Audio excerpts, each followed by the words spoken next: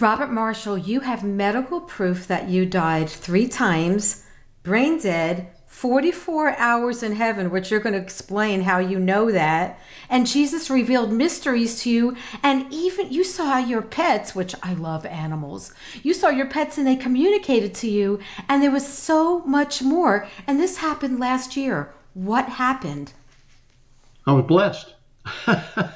Most people would not say that they were blessed to die, but it's probably the best thing that ever happened to me was dying. Um, on May 17th, I had a very large mass on my neck. I just came up overnight, literally. And I was having trouble breathing and swallowing, but you kind of deal with it. And I thought it was like maybe an infection or something like that. I didn't know exactly what it was. I knew I didn't have the mumps. and it got bad enough that I told my wife I was going to go to the standalone emergency room in Willow Park, which I did. And I went in and I saw the doctor, and they did tests. They did a CAT scan and they did blood tests. They drew blood. And of course, they shot me with steroids and everything else in the world while you're in the back room waiting. And the doctor came back into the room, and he sat on a little stool, and he looked at me. He said, "I'm going to give it to you straight." And I says, "Okay." A little hair on the back of my neck stood up a little bit. And he says, "Well," he says, "I've consulted with 2 other doctors. I've sent your CAT scan out to them and your blood test. And we all agree that this is a new diagnosis of cancer. And it is a, a very rare or very aggressive form of cancer. And that I needed to go see the cancer specialist on Monday, not to put it off. He scheduled a thing aside, an appointment so that I could get there. And he emphasized it was very aggressive. I said, okay. I never made it to Monday. On the 17th, I was having extreme difficulty breathing. I couldn't swallow. I couldn't swallow water. I had to gulp it down. It was just really, really, and this is growing very quickly. So my wife said, "Well, I'm taking you to the main hospital downtown Fort Worth." So we went down to the main hospital, Harris Methodist Hospital, downtown Fort Worth. And I said, "Well, you park the car," because at that point I was not feeling safe to drive because I literally was trying to get air. I mean, I was having difficulty breathing. And they put an oral intubation tube down my throat so I could get air. And he admitted me to the intensive care unit immediately. And I laid in the intensive care unit until Sunday, the 19th of May.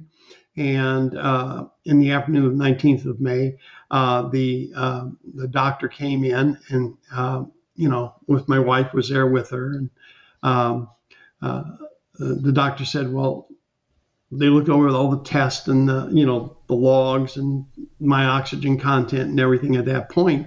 And she says, "Everything looks really good." And they had been giving me steroids and antibiotics and everything else in the world that, they gave me a whole collage of medicine.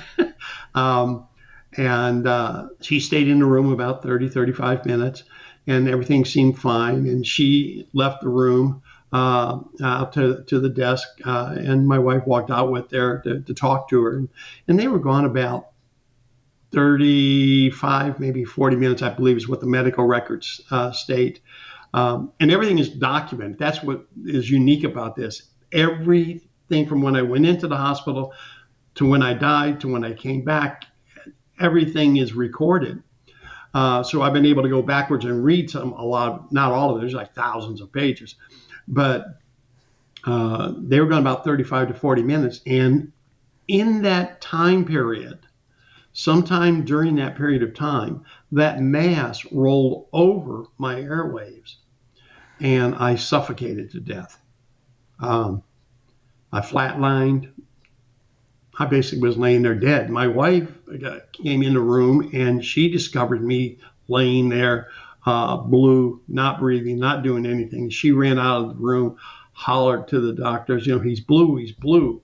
And the doctor came running in, The nurses out there hit the code blue button, and of course the doctor subsequently discovered that my heart was in fact stopped. I was not breathing. I was not getting any oxygen. And of course, everybody in the world came into the into the ICU room then, and they chased my wife out because it wasn't big enough for all the people. I mean, it was just people crawling under the bed, over the head, throwing tubes everywhere. I had one male nurse was doing CPR or trying to get my heart going with chest compressions. The other ones were trying to get a tube back down my throat, and they couldn't get it down there because it kept getting stopped. But then they realized that that mass was in the way. That's why they couldn't get a tube down there. So in this whole period of time, and they had 2 failed attempts, is what the record said, of trying to do that. And then they decided they still hadn't got my heart going. They decided to cut my neck, not cut my neck, to put a tracheotomy in. And when they did that, of course, they're doing CPR on me, and I'm bouncing around the table, and a scalpel and bouncing around the table is never a good thing to do. And they cut it a little bit crooked, a little bit large, and nicked a few things going in there. And they had nicked things when they were trying to put the tube down through that mass. And they did get that, and they got the trach in there. They couldn't get in the oxygen to go in there. When they finally got the trach in, and they pulled it out, and what had happened was they did get my heart started for a short brief time. And what happened was that the tracheotomy that they were doing and everything else, I bled out into my lungs, and my lungs had filled up with blood. And when they put the tube down in there, the blood was just going right up into the tube. And when they ended up pulling it out to see what it was clotted, it was clogged, and the oxygen was still coming in and spewed the blood everywhere. I say this not to be gory, but to make people understand that what happened and the miracle that Jesus did to enable me to be here to talk to you about it. Now, how much did you see of this happening? I mean, because I know that when I read your book, which 44 Hours in Heaven, and we'll have a link in the description on how to get it, but you were hovering over your body. How much did you see of this? Well, a lot of what was going on, when I first died, I left my body and I was kind of hovering above. And I'm looking down and I'm watching them doing the CPR on me. I'm watching them trying to put the tube down and not get that. And then them cutting my throat, cutting my neck. And then I kind of floated out to the room or into the hallway, and I saw my wife, and she was just doubled over crying, puddles of tears on the floor. It was horrible. And I'm saying, it's going to be okay. It's going to be okay. I'm saying this in my mind. Of course, she didn't know I'm there. She couldn't hear me. I was just there. And then I went back into the room and I saw that. And then that fast, I went to heaven. So a lot of my description, when I described to you what they were doing, is from the medical records themselves. I didn't get to watch the entire procedure there because when I was there, just a little bit, and then out in the hall and back, and then I went to heaven, and I was instantly in heaven. Wow! And the time period that we're using, that I gave you for, I in the book, I say I went to heaven for 15 minutes, 17 minutes, and then 43 hours and 28 minutes. Right, because you died 3 times, so it's different times. Exactly. Times. And I tried to equate that, because there's no time in heaven. Okay? I mean, it's just to say, they say a year, a day is 1,000 years. Well, if I told somebody I was in heaven for 2,000 years, they're going to think I'm some kind of a nutcase they're going to discount before I could even explain it. So what I did when I put those time periods in there was the time period that we had recorded when my heart was actually stopped, no breathing, absent from the body is what we did. And we took those time periods when my heart was stopped, no oxygen, stopped again, no oxygen, stopped again, no oxygen. So those time periods came up to that, how we derived that amount of time. So the first time was 15, second time was 17, third time was 43 hours and 28 minutes. Now, it actually was a lot longer than that, but that's the best way that I could explain it to people. I was there for a long time. It wasn't just a glimpse. It wasn't just an NDE where a near-death experience where I got to see and the veil was pulled back for whatever reason, the NDEs. I was actually dead. And I Right, was right. there. And you saw a lot of details. Now, what did you see the first time when you went to heaven? Well, the first time that I arrived in heaven, I wasn't met by a singing choir. I didn't go through a long tunnel of light. I was there that fast. I was here and then I was there, and I was standing in what I call the inner courtyard. And that's my name of what I call it for my descriptive purpose. It's hard to describe heaven. It's an impossibility in earthly terms. That sounds so strange, but I was standing there and I'm looking around, and I was looking at the trees and the flowers in the inner courtyard, and I'm just amazed. Number one, the moment I arrived, it was like total, absolute peace. Total, absolute, nothing. No, I went from a chaotic ICU to absolute peace and tranquility with nothing. Nothing was wrong. I felt like a giant hug of love, and the love that you feel. And I later understood this, but what happens is there's no sun in heaven. The light, when we say Jesus is the light, he literally is the light that lights up heaven. His light does. And it just permeates everything and everywhere. And that light carries his love. And his love just fills you. It's like the most warm, welcoming, loving feeling that you could ever imagine. And then I looking at the trees, and they're just unbelievable. You can't even describe them. I tell people we have 43 oak trees in our backyard, and compared to the trees in heaven, they're like little twigs that are dying. The trees in heaven are just massive, beautiful, and the colors of them are just not anything like here. There's no dull. It's like looking at them in cinemascope, Dolby, chroma color, whatever word you could describe, and you still couldn't describe how beautiful they were. And the flowers were the same way, and the colors of them are just unbelievable. And it's like they just were there. There was no dead leaves and none of that. It's just they were just so perfect and beautiful and all placed perfectly. And it was unbelievable, the setting. And I'm looking at this beautiful, what I call inner courtyard, with all these huge shrubs and this river that flowed down through it, and just flowers and trees lining the path. Oh, it's just gorgeous. And then I noticed that there's like a melodic hum, a noise in the background. And what it was every tree, every plant gives off what I call a little melodic tone, hum. And there's the trees, the plants, all these living plants, everything do this. And they all join together like an orchestra would, that make this beautiful melodic song that's praising Jesus all day long. And just the thought makes me want to cry. It's like in the background. It's not like it's too loud. You don't notice it, but it's there.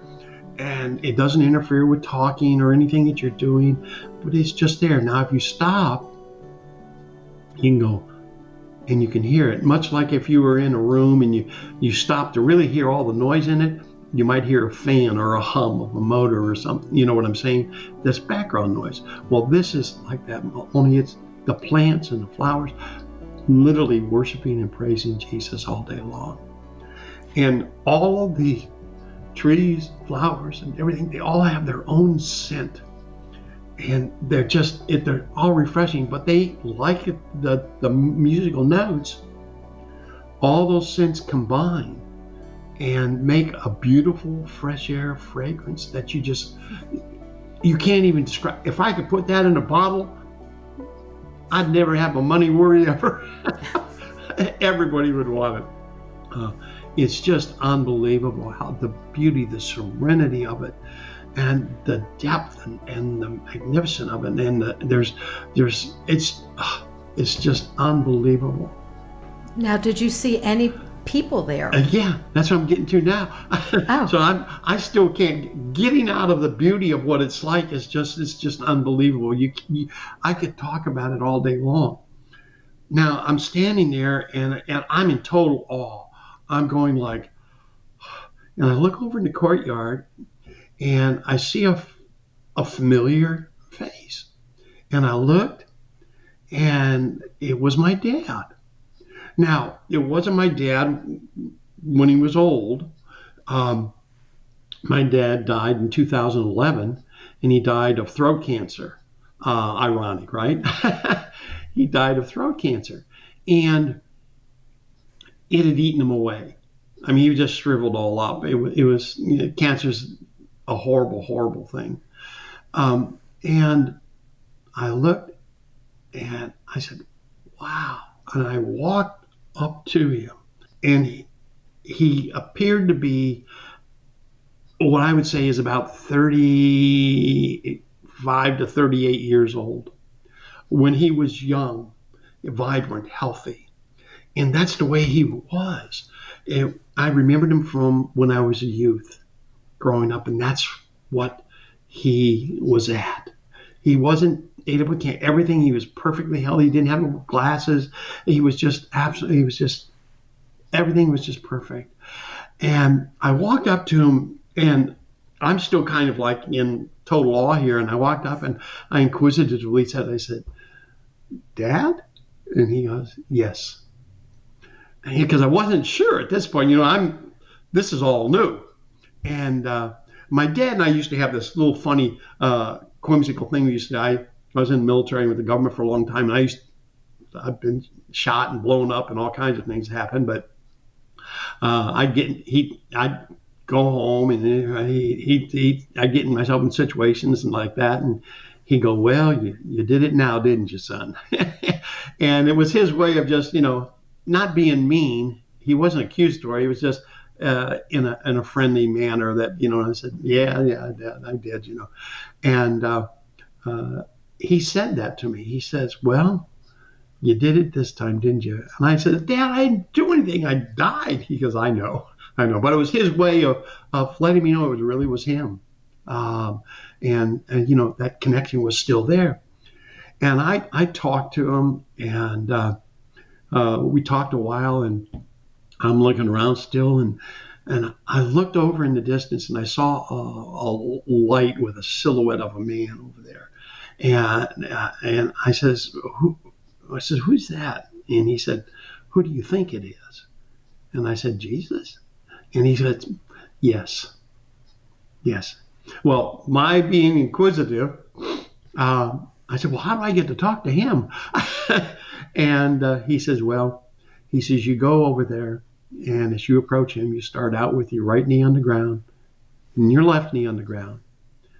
And if there's a conversation to be had, he'll start it. I said, okay. We talked a little bit more, and I says, well, I want to go over there and talk to Jesus now. I'm going to go see Jesus. And that fast, I was back in my body. Those doctors got my heart going again. Okay, now wait a minute. Before we get to that being back in the hospital, did you happen to see what your father was doing in heaven? Yes, he was tending the bushes and the shrubbery and just doing that there, which was really kind of ironic because my dad didn't do any yard work or anything. He was an electrician. He did what he had to do to work and take care of his family. He had 4 boys that would do the yard work, but I came to find out he actually loved that. What he enjoyed doing. He playing with the flowers and the trees and shrubs and all that, and that's what he enjoyed doing, and that's what he was doing because that's what he wanted to do. And of course, there's no need for electricians in heaven either. So, yeah, he was doing that. It was amazing. He was just absolutely so happy, so pleasant. It was just joyful, and the connection that we had was not like anything we ever had before. Even here, it was just magnified because of the love and the sharing and the atmosphere. We were in heaven. I was in heaven with my dad. That's pretty cool. But it was just he was happy to see me. But we didn't talk about things going on here that down on earth. And there's a reason for that. It's because when a person is in heaven, they are not, you cannot look down upon the people here. You don't get to interfere. You don't get to help them or do anything else. And Jesus doesn't take that memory from them of you. He blocks it until you arrive there. And I'll get into that a little bit later. But Jesus allowed him to talk with me at that point. But when I came back here, he blocked all that out from him as well.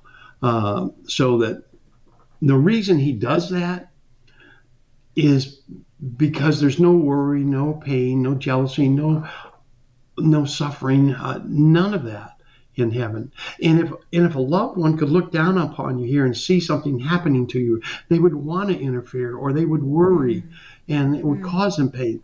So when they first get to heaven, Jesus has a conversation with everybody, and he explains to them that, in heaven, there is no worry and pain and suffering or heartache or jealousy or any of that nature. Those attributes are not out of love, and that's just not going to happen in heaven. He says, so I am going to block that memory from your mind. You won't remember anything about anybody down here until they get there, because you cannot worry. He said, but I will send my comforter to comfort them, to help them, and they will rekindle your thoughts, your memory, and your love in them, so that it will help them. I will take care of them until they get here.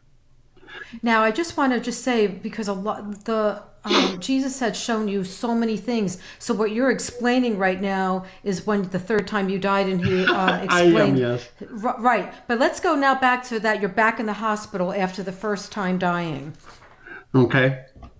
All right. So back to death. All right. So anyway, I'm back to instantly. I was back in my body, and I wasn't there long, but they were, total chaos. They were trying to get the tube in and everything else. What had happened is, as I told you briefly, is I had bled out in my lungs.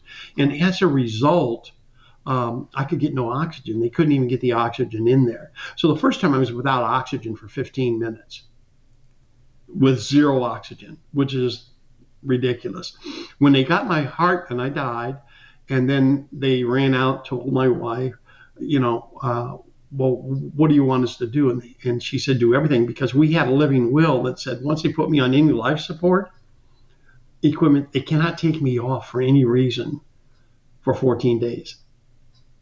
So they had no choice but to continue. The doctors knew that at that point, I had 15 minutes without oxygen at least, my brain was destroyed.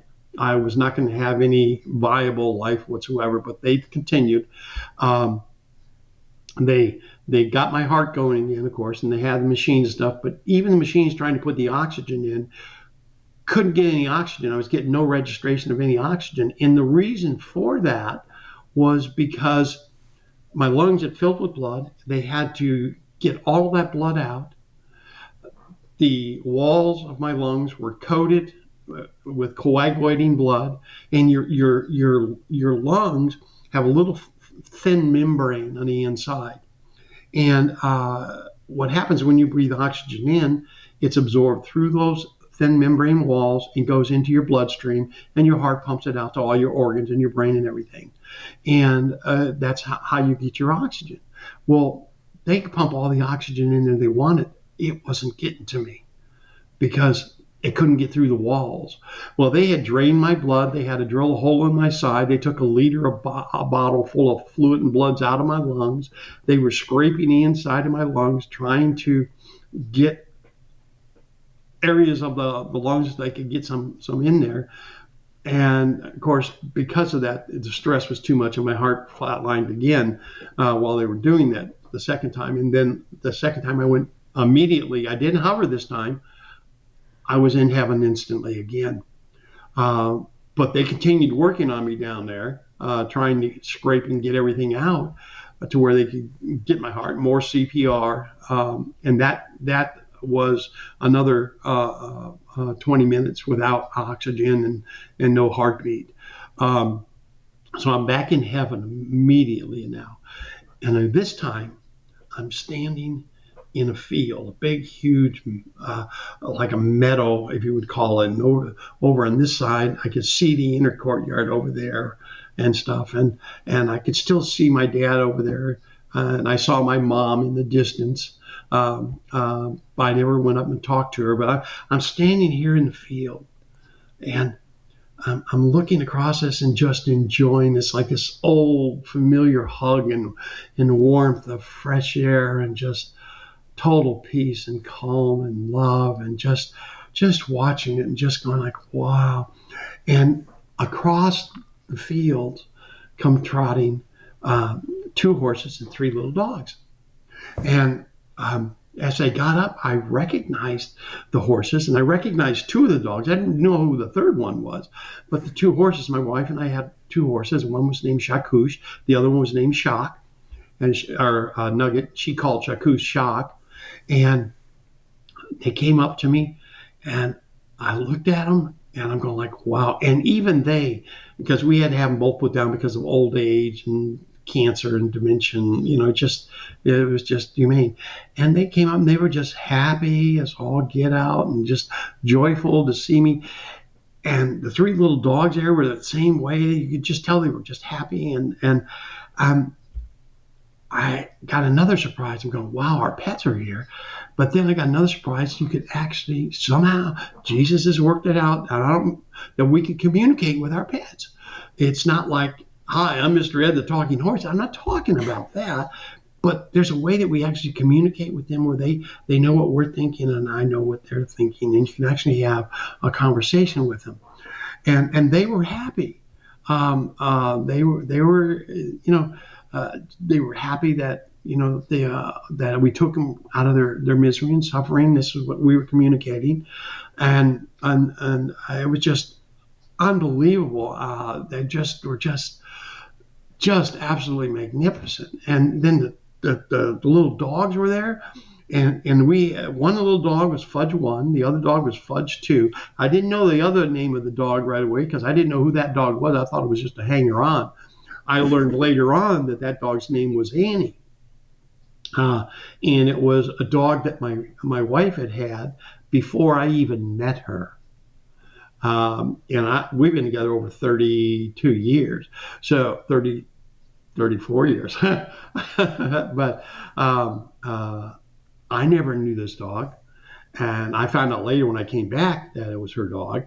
But Fudge 1 and Fudge 2 were there. We have Fudge 3 now. He's still out there. He's actually with my wife right now. And we name all of our dogs Fudge because we don't want to get the name wrong. So we just go Fudge 1, Fudge 2, Fudge 3, call them all Fudge.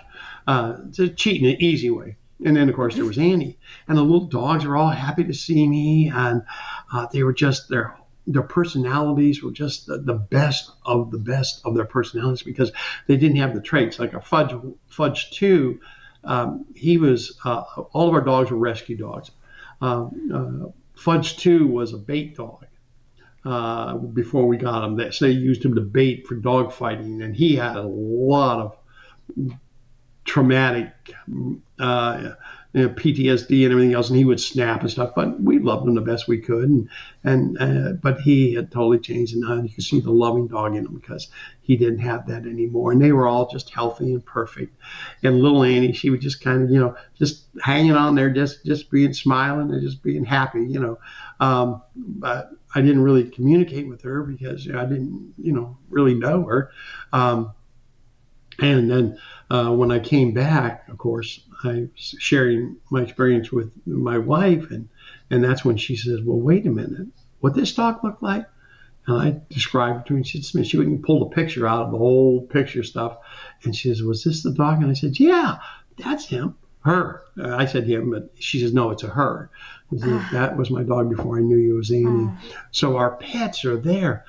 And I just was enjoying staying with them and just talking and communicating. And it's just unbelievable. And once again, I'm in this setting with the trees and the flowers and everything, and just the whole atmosphere and the love that you feel and the air. And I'm going like, whew, I did not want to leave that place. Well, I did. They got my heart going again. And that fast, I was back in the intensive care unit and total chaos. And I mean, it was total chaos at this point. I mean, they were trying to get me somewhat alive. Everything's going on crazy. But I wasn't there long, and I died again. And a lot happened while I was gone from the medical team, what they did, which is described in the book, and we actually put some copies of some of the medical records in there. But they kept working on me down there. I'm back in heaven, and this time I'm back in heaven instantly again. And the same smell, the same love, the same feelings, the same comfort. It's just like a giant hug from just everything. It's just, you can't describe it. And the beauty and the smells and it's just unbelievable.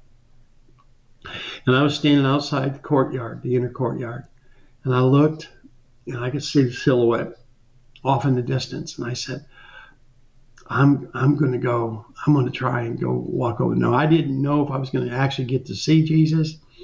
I didn't know how long I was going to be there.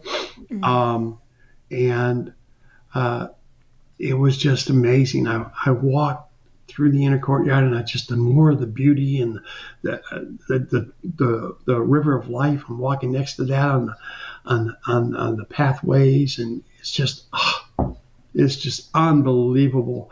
I'm going, I can't believe I'm actually here. I'm walking up to Jesus. I actually go to see him. And I walked up, and I found out as I approached him, I found out my dad was wrong. As I approached Jesus, he told me that I start with my right knee on the ground and then my left knee on the ground. If there's a conversation to be had, he would start it. And he couldn't have been more wrong, because when I got up there in front of Jesus, I just fell straight, flat, face down to the ground, full prostrate, crying like a little baby. Not tears of sorrow, but tears of just joy and wonderment. It was just like, I couldn't believe I'm actually in front of my Lord and Savior, in front of Jesus. I was in front of him. I can't even describe the feeling that is. It's just beyond any words could ever comprehend. And I'm crying. And I mean, it was just amazing. And he stood and he walked over to me and he reached down with his hand. He says, "Take my hand. Stand. It's going to be okay. We've much to walk and talk about." And he helped me stand. And he wiped my tears. And you would think at this point, I would be just like, and the first thing out of my mouth was, can I go back? I need to take care of Carol. I need to comfort her.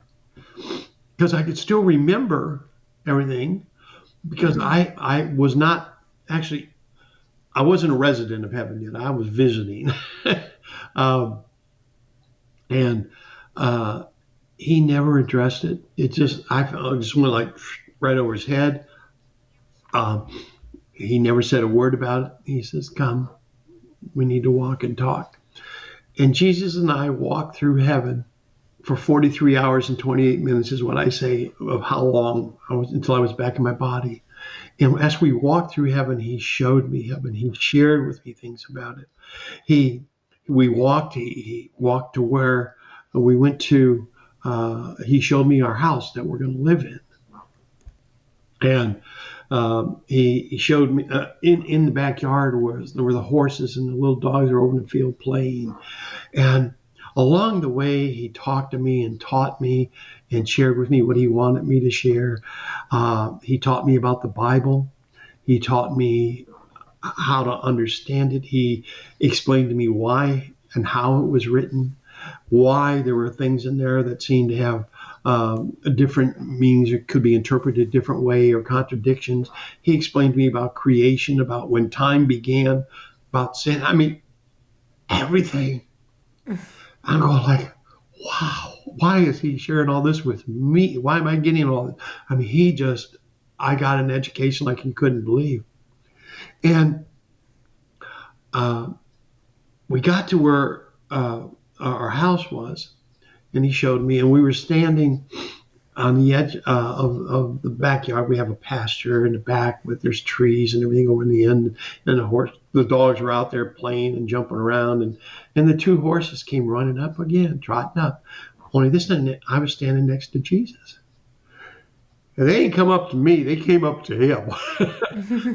And they came up and Shock and Nugget, and they kind of nuzzled them. And this has to be one of the coolest things, that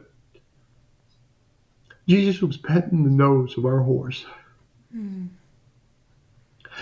And I just thought, wow, this is surreal. I'm in heaven, and Jesus is petting our horses. He loves our horses, and they know him, and they know more than you know down here on earth. We wonder, they know a lot more than you understand. So I'm standing there talking, and he showed me the house and he explained everything.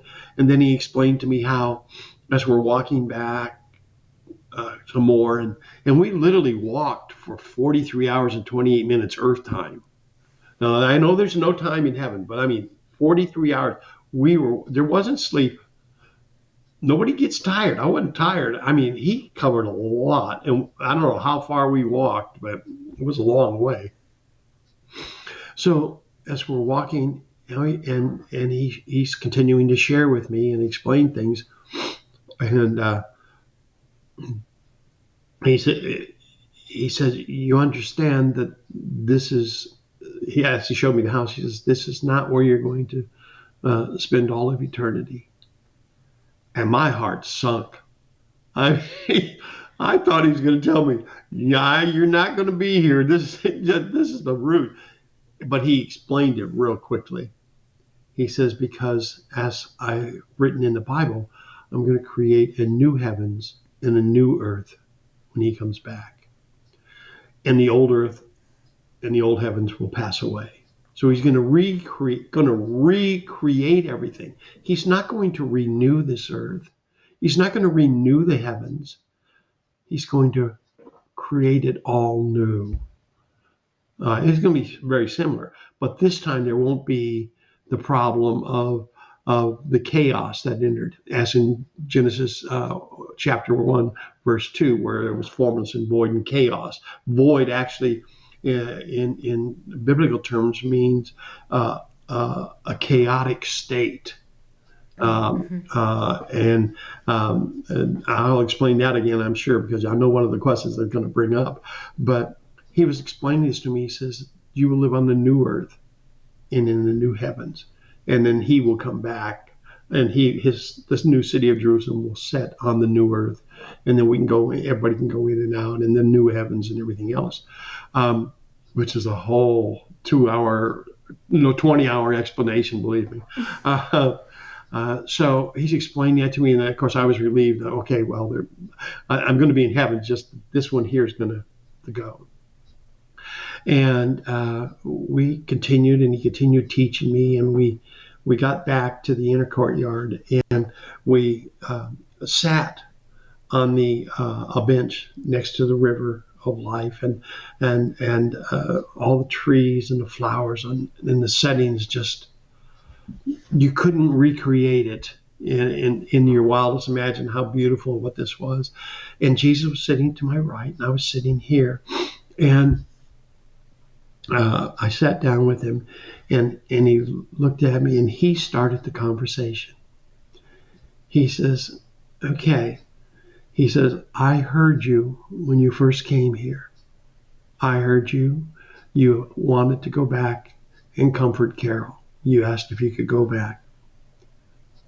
I didn't answer you because I could not send you back.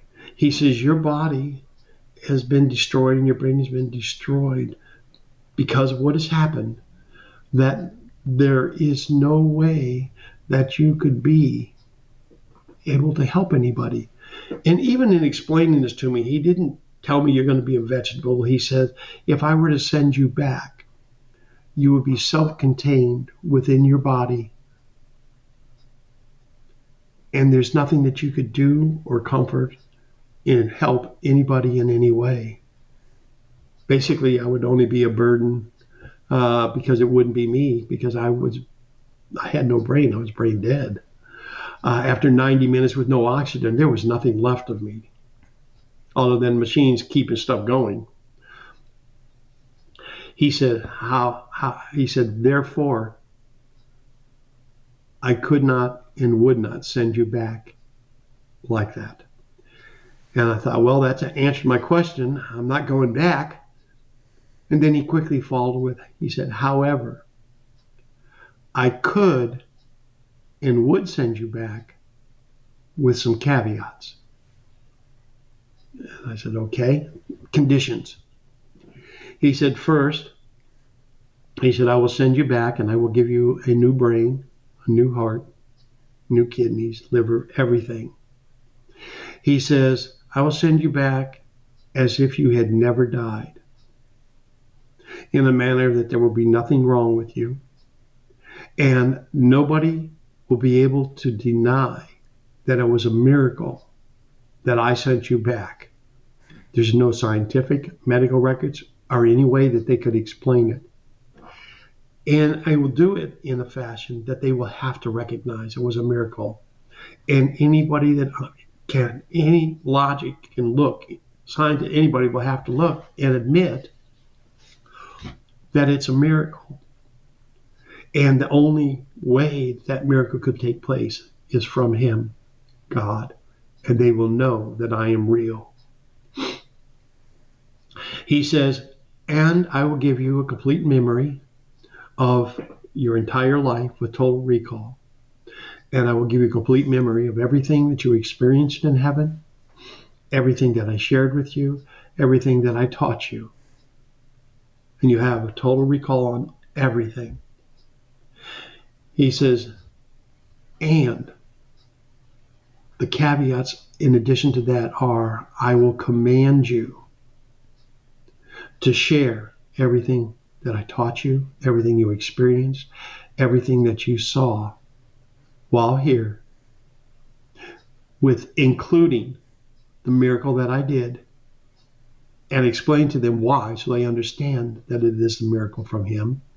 And you will do that with anybody, anytime, anywhere, any place that I put in front of you.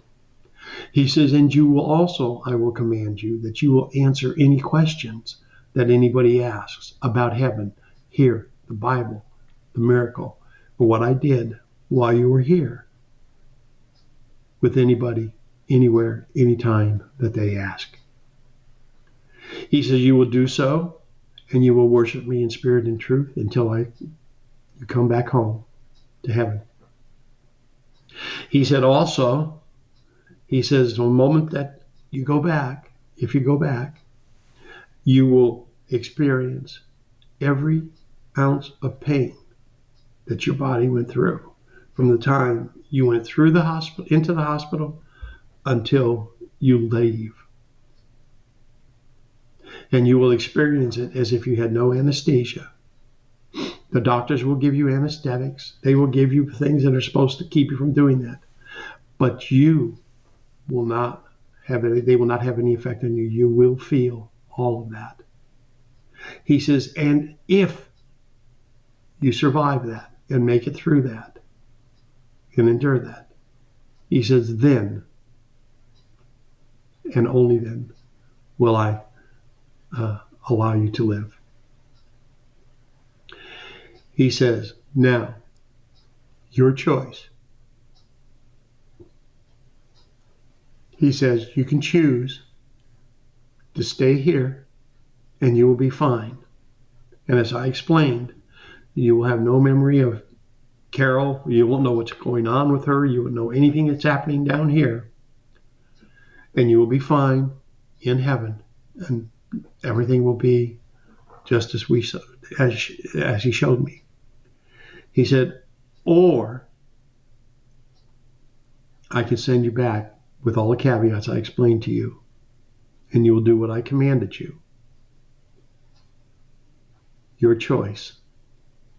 I'm going to search your heart, and I'm going to know that it is being made by the absolute total feelings of love with no selfish desires, other things, out of the right decision, the right motives. You decide. That's a tough decision, but it really wasn't. I didn't think about it very long, and I told him I would be honored and blessed to go back. And I would do what he asked. And that fast, I was back in my body. I must have had the right motives and the right reasons. And I was back in my body, and he wasn't lying. I felt every bit of pain that there was. I had gone. They had taken me into surgery as well. They had to do surgery where they literally were scraping everything out, doing it. And what they did was crazy. They had stuck needles straight into my shin bone, because it's the quickest way they could get medicine and stuff in there. Your bones have nerves. Trust me. I made it through that. And I'm alive. And he was true to his word. He gave me a new brain, new heart, new kidney, new liver, new everything. I don't even have the same type blood. I used to have type A. I'm now type O. Wow. He said, excuse me. He said, I'll give you a miracle that nobody can deny. And he did. He's true to his word. And it's amazing. Now it's amazing because I've gone through that recovery period in the hospital and everything. So on the 19th of May, I died. On the 23rd of May is when I came back. And every day from the 19th of May until the 23rd of May, they tried to convince my wife to take me off the life support and just bury me. And she wouldn't do it. She just kept praying, maybe denial, trying to accept it. I don't know. It's illogical sometimes. We do things like that out of love and emotion. The doctors knew that there was no hope. They had done an MRI on me, on my brain, on the 19th. And they did it from the top down. And the MRI, I've seen the MRI in the medical records, and the MRI showed basically a black hole. There was no brain matter. There was nothing. My skull was all deformed. I looked like some kind of a death monster. And the only thing solid that they could see, the first thing to see was my spinal column. That was it. It was like looking into a black hole of death. And they knew that there was no recovery from this. None. And they kept trying to convince my wife. And she wouldn't do it. They had to leave me on the life support. By law, they couldn't take me off because we had that living will. And I would tell anybody, get a living will. Because you don't know what can happen. Get a living will, if nothing more than to give you time to deal with it. You end it at your time, not when the doctors do, because they don't know everything. And the doctors have admitted, even the doctors admitted that this was a miracle. There's absolutely no way. There's no other medical explanation. So on the 23rd of May, they just about had my wife convinced that to end the life support. And on the 23rd, she had her fingers in my right hand like this. Well, this would be my right hand. She would have her fingers over here like this. She was over here. And they had me all paralyzed and everything else because, I guess protocol, if you got lines in you and everything else, they just do that so you don't pull something out inadvertently by reaction or whatever. I don't know. But they just about had her convinced. And she was ready to say goodbye, and I squeezed her fingers. As much to say, hey, I'm in here. I know what you guys are going to do. Okay?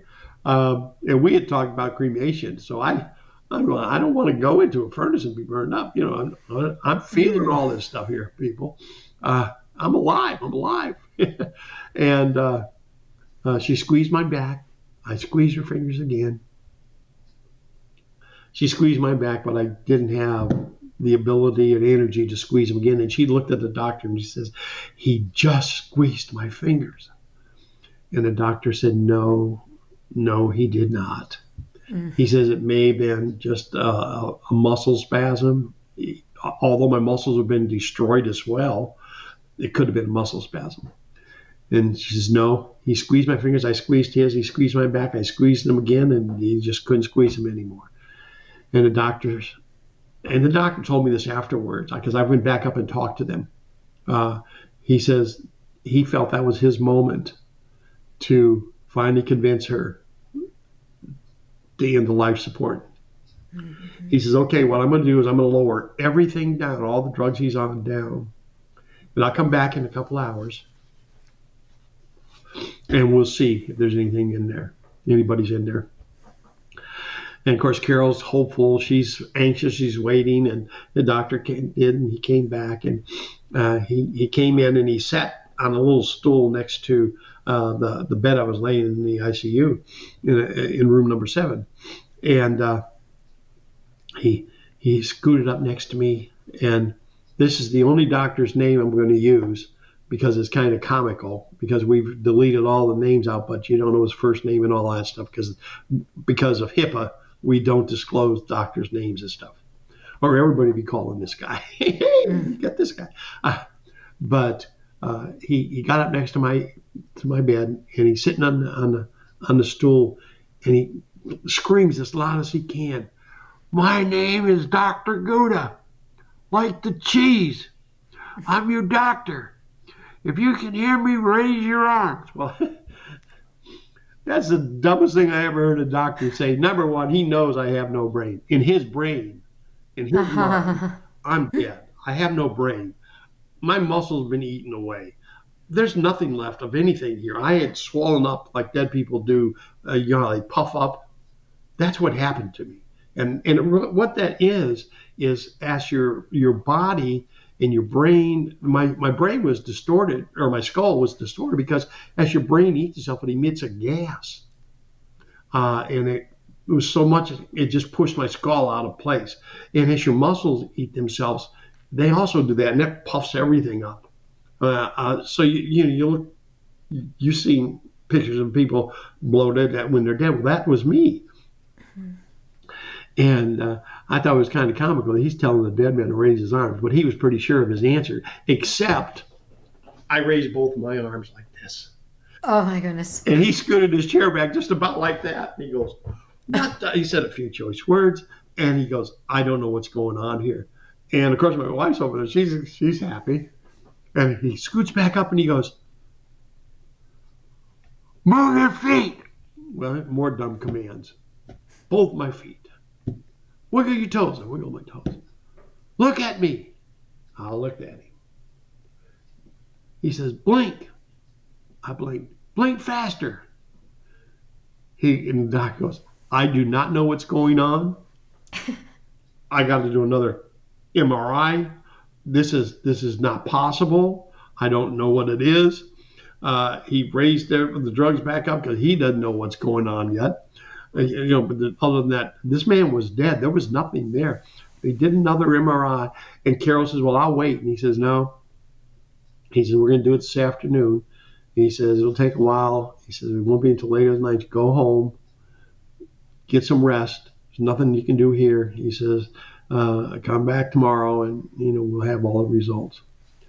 So Carol came home. Of course, she was optimistic, hopeful, if you could say it.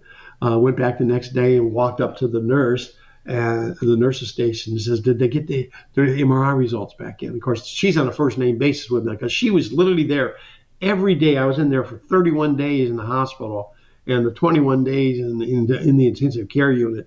And the whole time I was there, she was there every day. So, I mean, she was making rounds with them, just learning everything she could. And she walked in there and said, did they come back? And she said, yes. She said, well, what did they say? What did they say? And she says, I'm not a doctor. I can't read them, and I can't disclose you. That doctor has to do that. Well, Carol says, well, can you at least tell me if it's good or bad? And she says, well, it's not bad. That's all I'll say. So Carol waited, and the doctor's going to be another 2 hours. Then about 2.5 hours later, the doctor showed up, and the doctor says, there's nothing wrong. He has a perfect brain. I don't understand it. But here it is. And there's an MRI and MRI. A brand new perfect brain. Everything in my body was all perfect. Everything was brand new. He goes, I have no explanation. None. He said there wasn't anything we did. He says there's no way. This is just not even possible. He said that it truly is a miracle. Because my wife's very optimistic, and of course, we went through a lot more time in the ICU because my muscles and stuff I had to build up, and they had to scrape out my lung, and not my scrape out, things just had to get back to normal. It takes a little. My brain's there now; it's working. It's going to be fine. And she came every day. And the doctors were just like crazy. They still had the trach in me. And they left it in there for some reason because I guess they were afraid I wasn't going to be able to breathe on my own. And they had the big hole. And I was getting ready to leave the hospital. And they said, okay, well, we're going to take the trach out. And we're going to have to bandage it up and cover it. And you have... they had a little patch there, and I was going to have to hold that patch and go talk like this. You know how people do that, right? Mm-hmm. And they were going to put the patch on there. It sits on the outside and it goes like that, and then they wrap it up. It's weird. And he says you're going to have to keep it clean. You have to clean it every day to make sure no infection, because there's a hole about this big. Literally, you could see right straight into, everything that's in there. And the mass was gone, correct? Oh, yeah. The mass is gone. But we're sitting there, and he said, okay, well, we're going to take it out. So they took it out, and they put it all up. And he said, all right, try and talk. So I went like, and said, yeah, pushing it in. So I could do that. And then he said, well, we're going to have to clean this up. He said, it's going to take a while for, several weeks before that heals. and we got to keep it clean. I said, okay, that's fine. So that was about 8:30 at night. The next morning, before they were getting ready to discharge me, the doctor came in and he was going to remove the bandage. What the doctor now was a PA or somebody, a nurse, somebody, and they want to remove it to clean it and change the bandage and change everything else. And they removed. I love shocking these doctors. They removed it, and now this guy goes back, and he goes, "When did they take that out?" And I said, "Last night, about 8:30. Why? Is there something wrong?" And he goes, "You're talking." I said, "Yeah." He goes, "It's totally healed." Oof, wow. It literally overnight just went, and as you can see, there's no hole there. Usually you have a big round scar. I had none. Yeah. It just sealed close, just like this. That looks like a little gizzard, but that's it. There's nothing. I've gone in front of PAs and people, and I tell them I had the trach, and they keep staring at me, and I'm going, "What's wrong?" He said, "I'm looking where the trach was. You don't have any scar there." I says, "No, I don't, but I also have a brain now too." I said, "You got to understand, this is a miracle." And that's exactly when, at that moment, everybody gets an aha moment when I explained the miracle and how I came back, that this really was a miracle. God's the only one that could do this. I said, yes, and he's real. And there's nobody can discount that God's real now. There's no way. Not even nobody.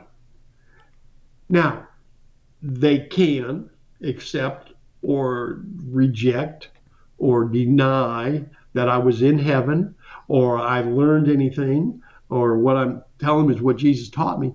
But then they'd have to ask themselves, where did I get that information? How come all of a sudden I have that? And why would he do that miracle and have me come back and tell them a lie? So it's a process for them to understand, because quite candidly, if I were confronted with somebody like myself, it didn't happen to me, and somebody else, I'd have to look and go like, really?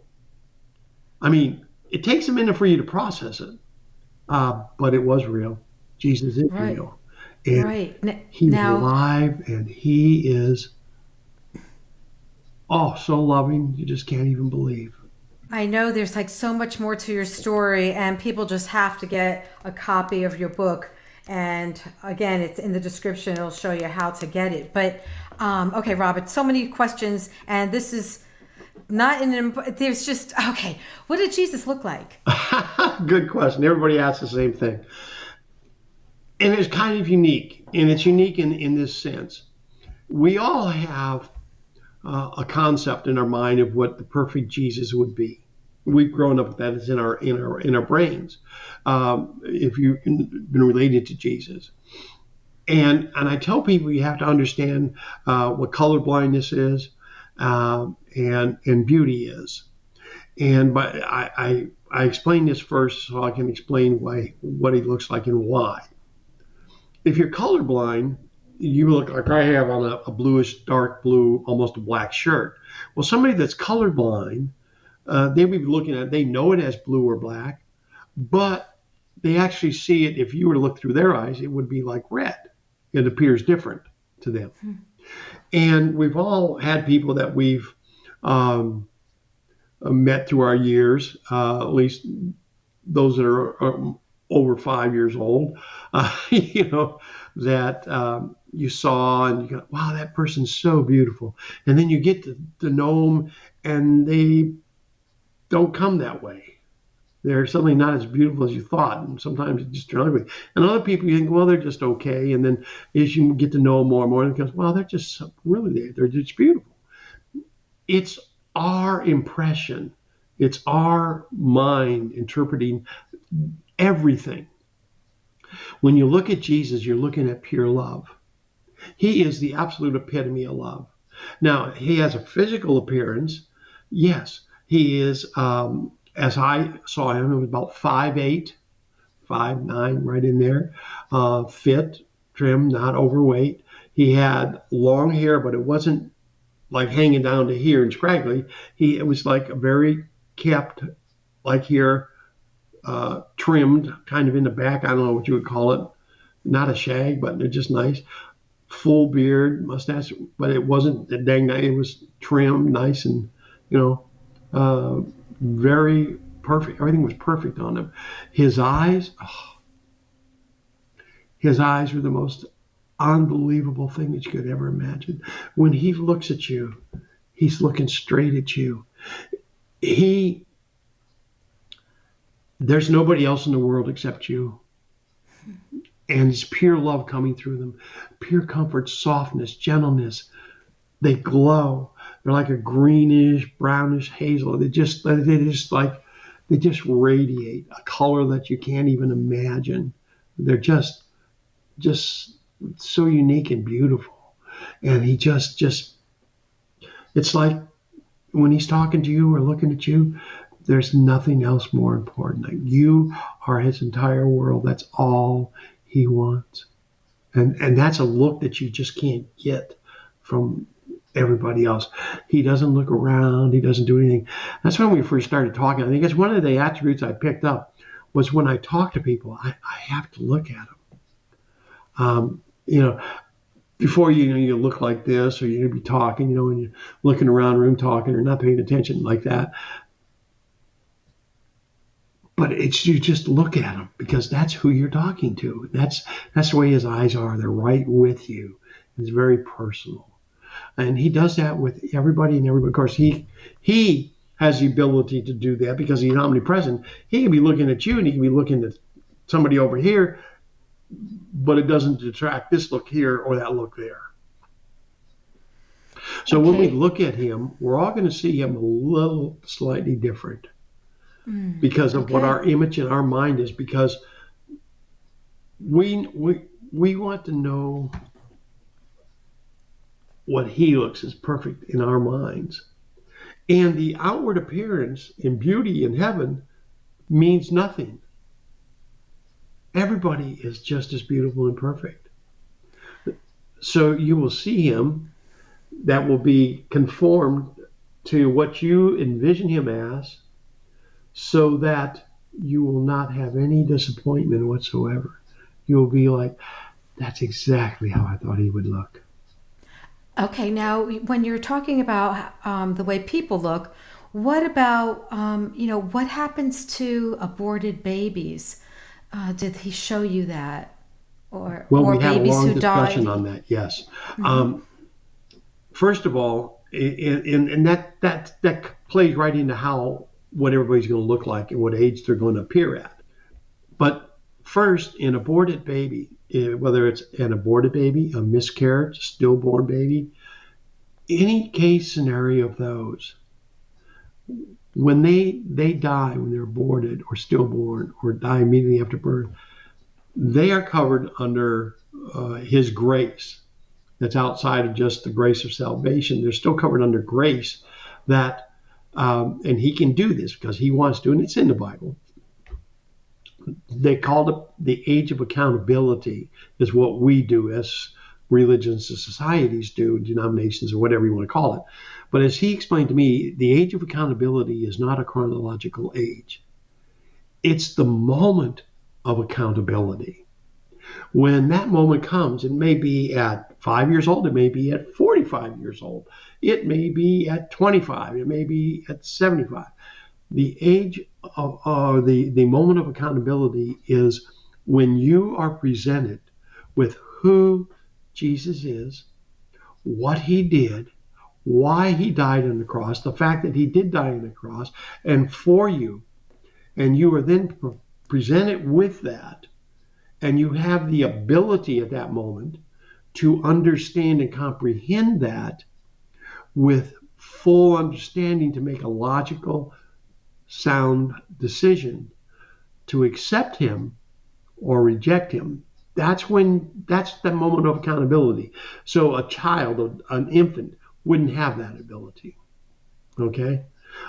And it may come at different times. People that have mental disorders, Downs, so they might not ever have that ability. Do you see? to do that. But they're covered under grace, the same as that child is. Now, if a child, a stillborn or aborted, if they die, they enter heaven as a newborn baby. They will be a newborn baby, and their people will care for them that are there. He will not age until when the mother or father comes to heaven, assuming that they get there. And if they don't, relatives will raise the child.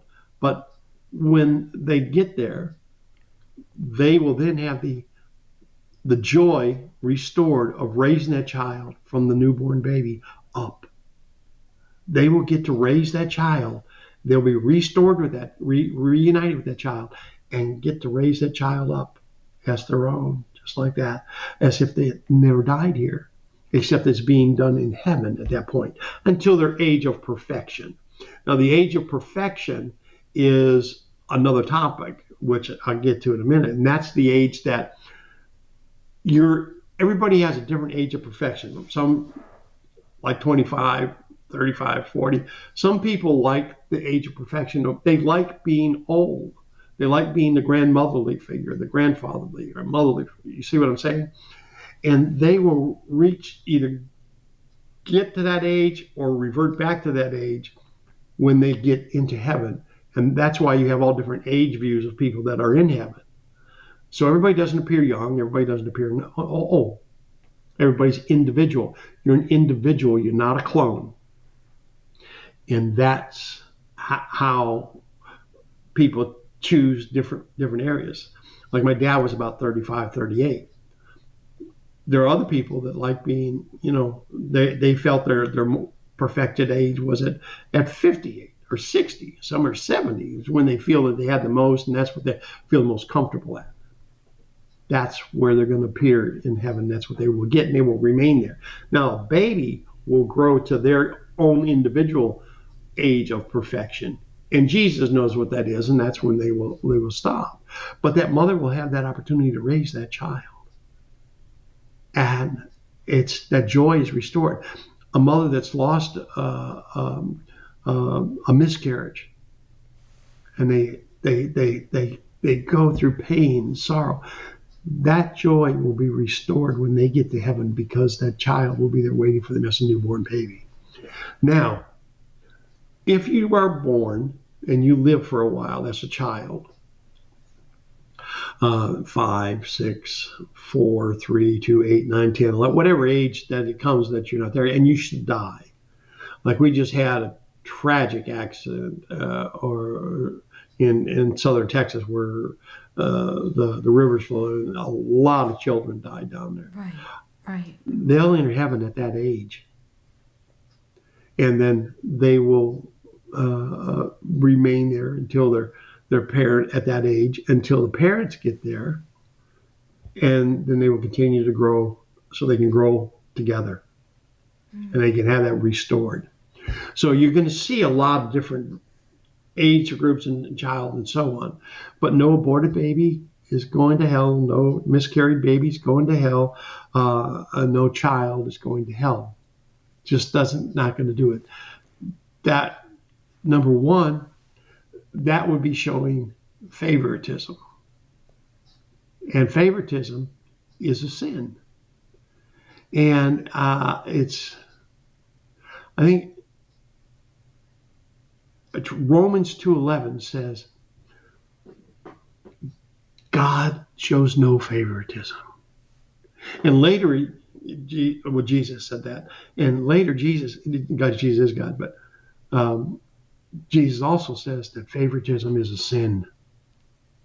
And that's why he can't show favoritism. Favoritism is prejudice and bias for one person because they have more money, because they're older, because they're younger. That's not it. Favoritism isn't there.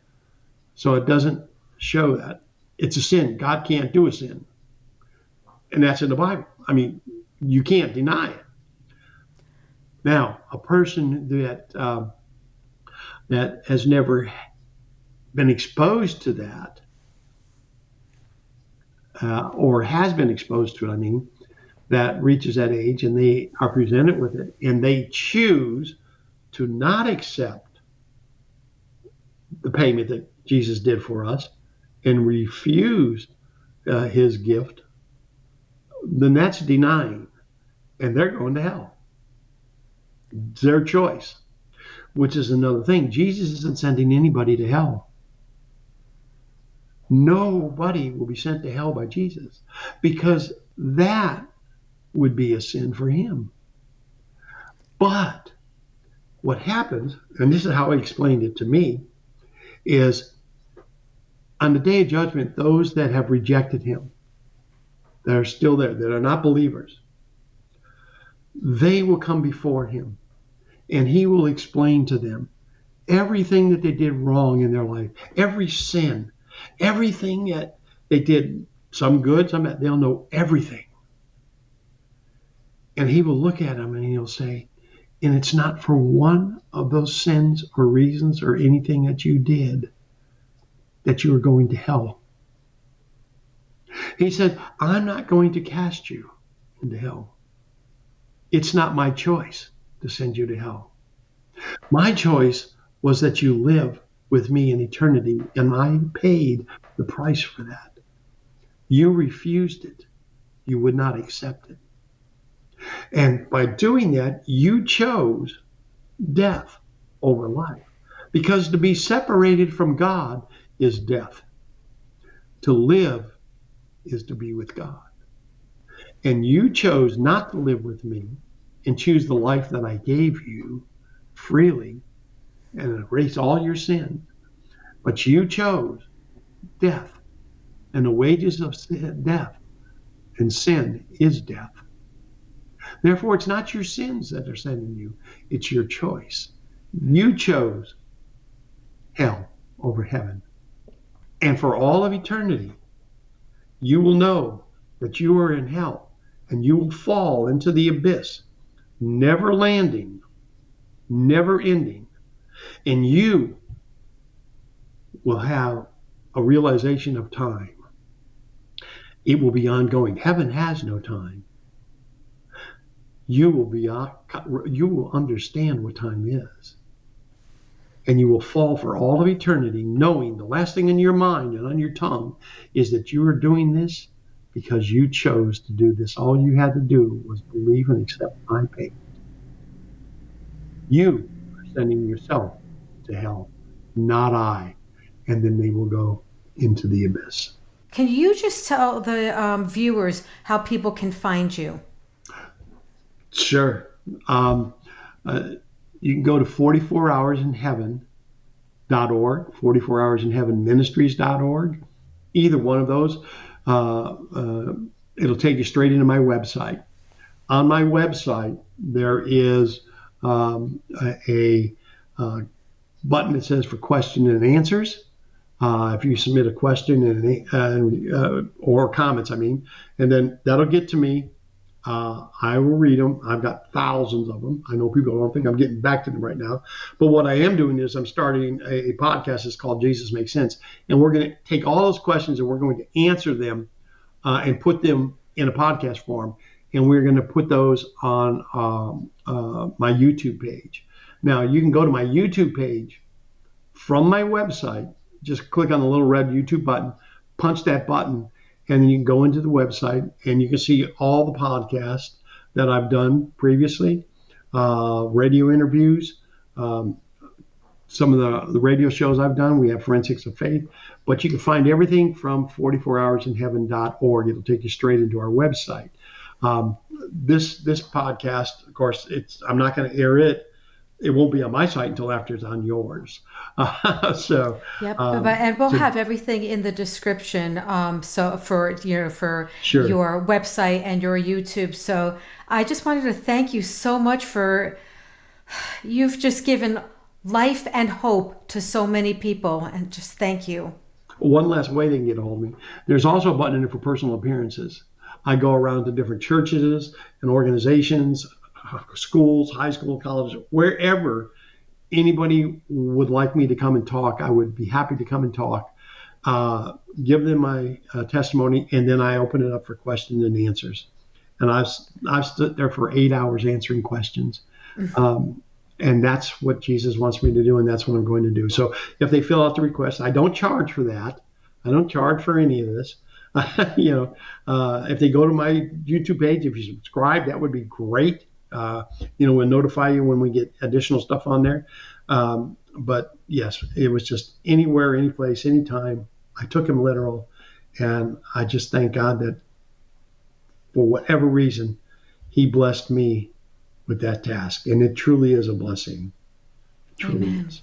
Thank you. Thank you so much. Wayne Fowler died, and what Jesus showed him in heaven made him weep. Click the video to watch now.